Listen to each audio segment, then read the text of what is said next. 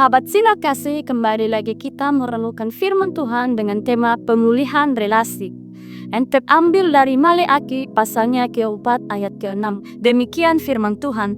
Maka ia akan membuat hati bapa-bapa berbalik kepada anak-anaknya dan hati anak-anaknya kepada bapa-bapanya, supaya jangan aku datang memukul bumi sehingga musnah.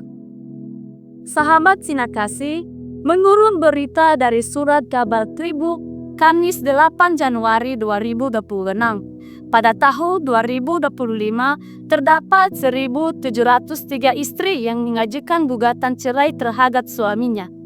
Gugatan cerai ini disebabkan persoalan ekonomi.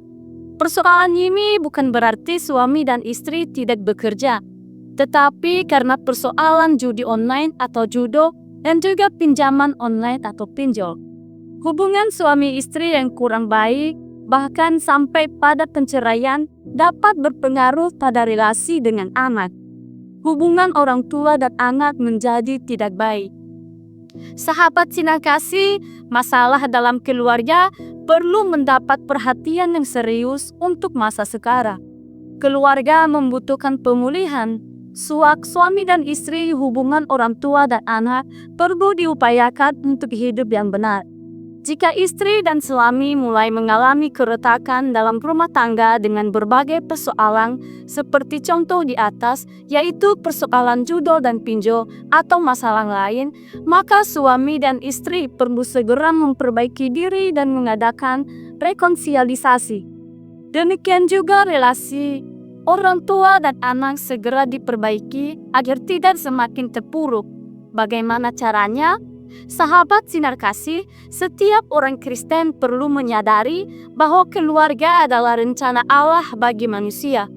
Maka sudah seharusnya Tuhan Yesus Kristus menjadi pusat dalam membangun keluarga dan rumah tangga. Termasuk relasi suami istri, anak dan orang tua perlu menjadikan Yesus Kristus sebagai pusat dan dasar dalam membangun keluarga Kristen.